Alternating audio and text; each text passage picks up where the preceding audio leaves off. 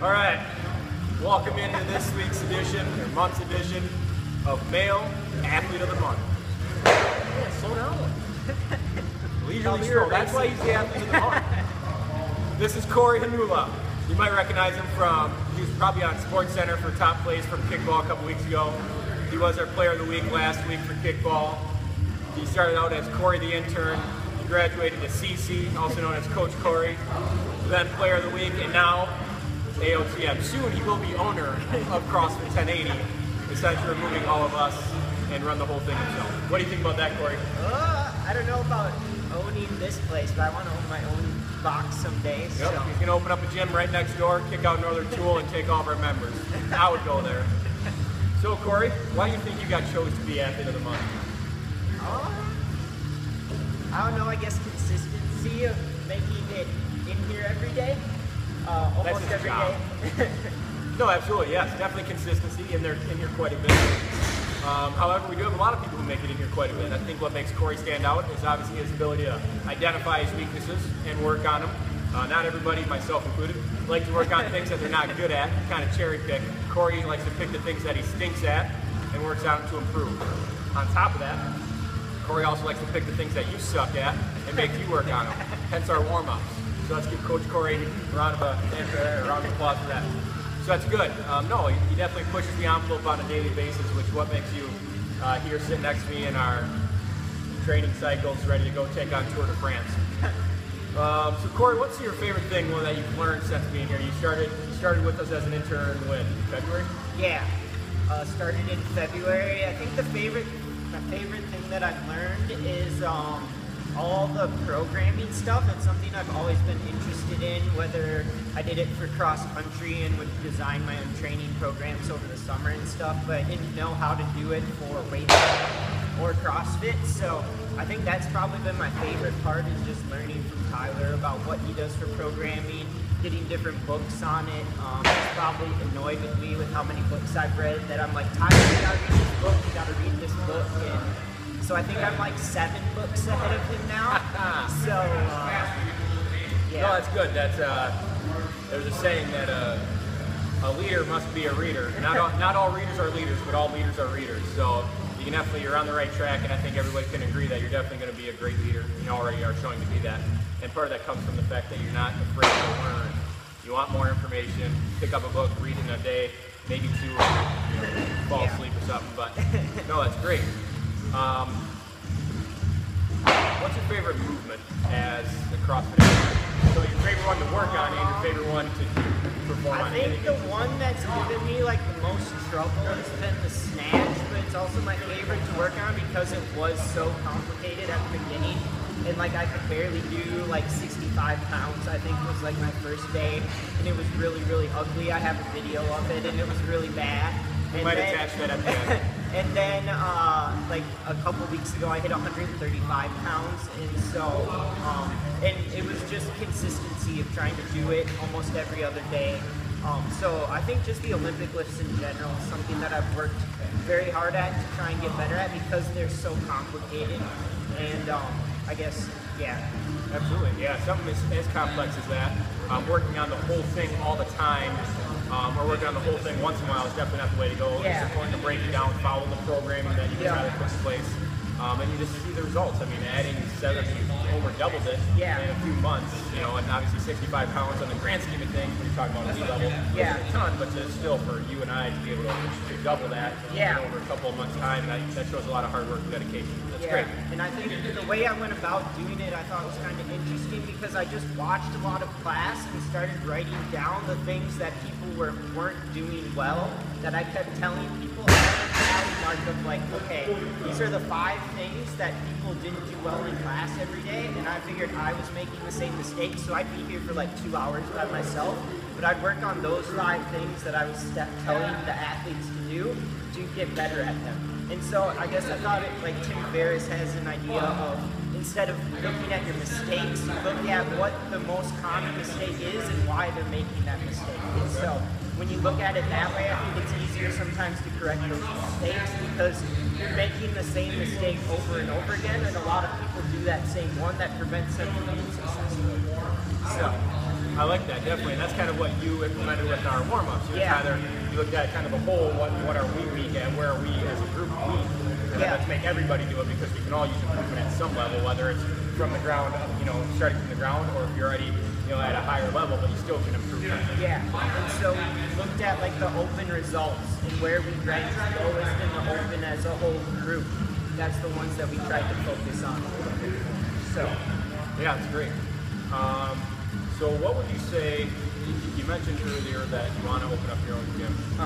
What do you think is going to be the biggest barrier when it comes to time? Or what's your biggest barrier right now? I think I am a very motivated person, so I think sometimes letting other people do what they're really good at and not wanting to take the whole project on myself would be very challenging for me. Even for something as simple as double unders, you can put in the work for it, but eventually you kind of have to be taught the right way to do it, which is very frustrating because I'd spend hours working on double unders, and then I went to the jump and rope seminar, and all of a sudden I was taught the right information, and then I could do them a lot better. And so I think sometimes I'm so work ethic driven that it's kind of my downfall, and letting someone else that's better at it do it sometimes. Yeah, absolutely. That's a lot of people. I can kind of speak for myself on that as well.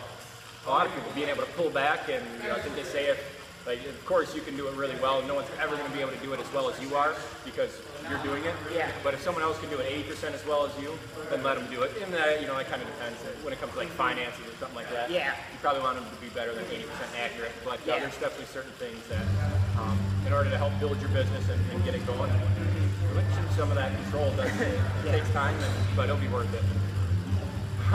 What else? What's something unique that we don't know about you? I'm kind of like Beebs. I'm a big camping person. Over the summer, we like to go to the Boundary Waters, especially way up in northern Minnesota. Do camping. I like to fish. I read a lot about programming. I'm very, most people are like, well, what do you do? I don't do a lot besides spend time here. So I used to run a lot. I don't run as much anymore. I played lots of sports growing up. What's your favorite sport? My favorite sport is basketball, but I'm way too short to play it very well. But he has an incredible no-look over his head, over his defender. This guy. I'm pretty good at shot for the win. I am not salty about that. Yeah, maybe a little bit. Yeah. So I like basketball. Basketball and soccer are probably my two favorite sports that I do. So. What was your, where'd you have the most success? Basketball? Actually, baseball, I had the most success. I got recruited for some junior colleges, but I played for the Math and Science Academy in high school, and we had a small school, and so it was just hard to be kind of a standout athlete, I guess. So I ended up going to a D3 school and doing ROTC instead and kind of focusing on that. So what's your goal with ROTC? Or with, I just commissioned as a second lieutenant, and I'll be going through my training here in the next couple months. My goal is just to be successful in that and learn about leadership. I guess I've always wanted to be a leader in some capacity. I think it's good to try and inspire troops, whether through physical fitness or other aspects of your life and whatever you decide to do. So you want to be successful. Everybody does, I think. What's going to be your definition of success? I think my definition of success is trying to impact as many people around me as I can in a positive way, whether that be helping them get off the couch and come to CrossFit 1080 and do workouts, or encouraging people or helping them get a PR, or encouraging them to stick with it to do more double unders or accomplish some of their goals. I think that's an important factor that sometimes we lose track of, is that we think so much about ourselves and trying to get ourselves through some of the goals, that as a coach it's really important to make sure you're putting your members first, or even your fellow coaches, and trying to help them in any way you can. Absolutely. Actually, I spoke with a member about that this morning. We're talking about Wodify and how you can track everything in Wodify. And somebody, made a comment, not here, but somebody commented they didn't like CrossFit because everybody wrote their scores on the whiteboard and everybody could see it. And kind of the moral of our conversation was, at the end of the day, like great. It's great for us to get a PR, but Yeah. you know, as a coach, I love looking over there, entering in your numbers or whoever's numbers, and then seeing a gold star pop up. I think that's great. Yeah. It shows the programming was done properly. It shows that they've been consistent with their work, and it just kind of gives us a feeling of an Yeah. accomplishment as a coach too. So yeah, I'm right there with you. I like being able to affect the students positively. I like that. So. All right, well, we're gonna wrap this thing up. I think I'm at about 12 to 15,000 miles right now. My tension is all the way up, so that's why Corey, his is all the way down. So it looks like he's going farther, but he can't go any further to the right.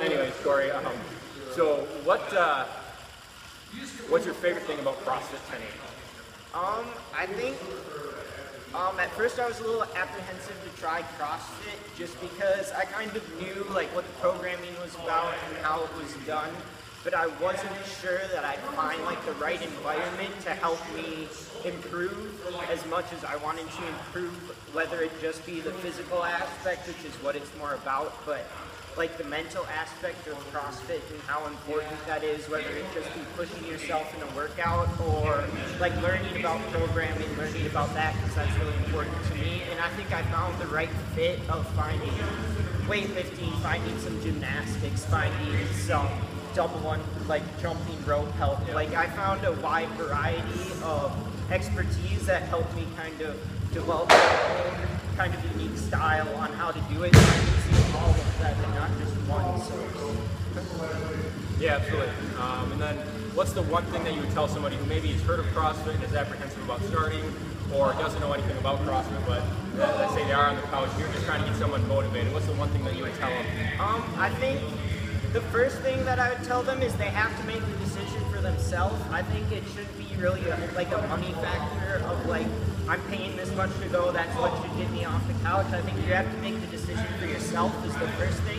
And the second thing is I think that we all like to push ourselves in some way, shape, or form, whether that be at work, whether that be in the gym here. And I think at some point we kind of get used to doing what we're doing and just kind of get in that mode where we're just staying in a stagnant place, and I never want to try and do that in anything that I do with my life. And so when I try and talk to people about it, I try and get them to push themselves a little bit and get out of that stagnant place that they often come to. So Cool. I like that.